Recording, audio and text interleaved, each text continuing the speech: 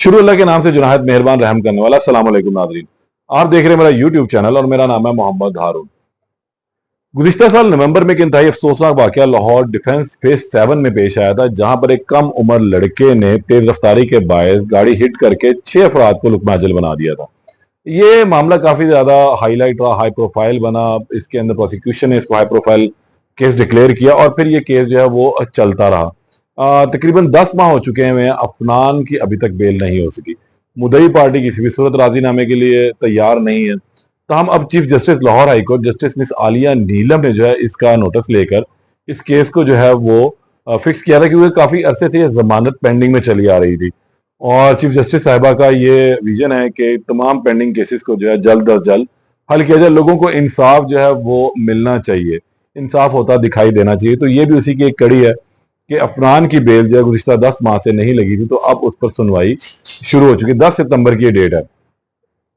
Prosecutor general Punjab ने इस हवाले से कुछ चीजें वाज़ेह की और बताया कि पहले जो है ये कानून मौजूद नहीं था और इसकी कुछ कमेटियां जो बननी थी वो नहीं थी, जिसकी वजह से जो है बहुत ज्यादा चीजों में परेशानी होती रही। लेकिन अब हम लोगों ने बहुत सारे केसेस को जो वो इस लिहाज से कमेटियां तश्कील दे दी हैं।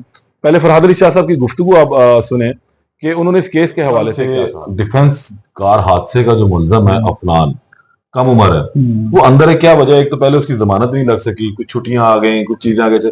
उस केस में कहां तक प्रोसिक्यूशन ने अपनी कारकर्दगी दिखाई है? प्रोसिक्यूशन देखें, हमारा अब जुवेनाइल जस्टिस एक्ट जो आया उसमें सबसे बड़ा इशू जो हमें फेस करना पड़ रहा है, माइनर्स के केसेस उनको हमें डेविएट करना है।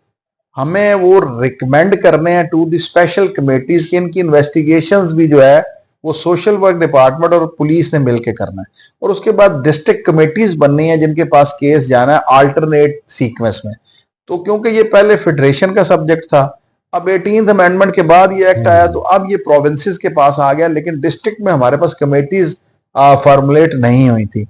ये अभी ऑनरेबल लाहौर हाई कोर्ट में ये एक मैटर टेकअप हुआ था, मुझे नोटिस किया गया कि हम केसेस को प्रोसिक्यूटर्स जुवेनाइल के जो है उनको हम डाइवर्ट क्यों नहीं कर रहे। तो मैंने फिर वहां पे अपना स्टेटमेंट दिया कि क्योंकि कमेटीज फंक्शनल नहीं है। तो फिर उन्होंने एडवोकेट जनरल पंजाब को इसमें कॉल किया ऑनरेबल जज साहब ने कि आप इन कमेटीज को फंक्शनल करें, तो वो कमेटीज बन जाएंगी। तो नॉन अवेलेबिलिटी और non functionality of that very committees suffer जरूर कर रहे हैं जुवेनाइल्स।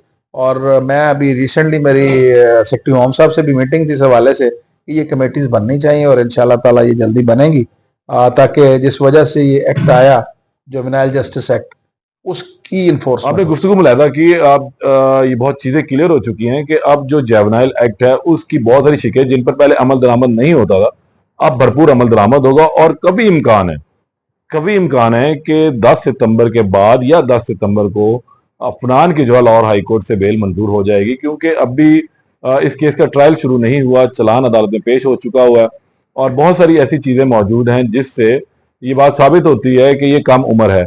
ओसिफिकेशन टेस्ट की रिपोर्ट और दीगर जो रिपोर्ट हैं वो अब 10 सितंबर को chief justice Lahore high court की अदालत में पेश की जाएंगी और फिर उसके बाद वकला के दलाइल होंगे और फिर अदालत अपना फैसला इस हवाले से सुनाएगी। तहम प्रोसिक्यूशन ने केस तैयार करके जो है वो भिजवा दिया हुआ है और प्रोसिक्यूटर जनरल पंजाब का ये कहना था कि हर केस को जो है बहुत मेरिट के ऊपर किया गया। ये हाई प्रोफाइल केसेस है और इनके अंदर किसी भी किस्म की जो है वो गलती की गुंजाइश नहीं रही है। इस केस में मजीद 10 सितंबर को जो होगा उससे आपको दोबारा आगाह करूंगा। तब तक के लिए इजाजत दें। अल्लाह निगहबान।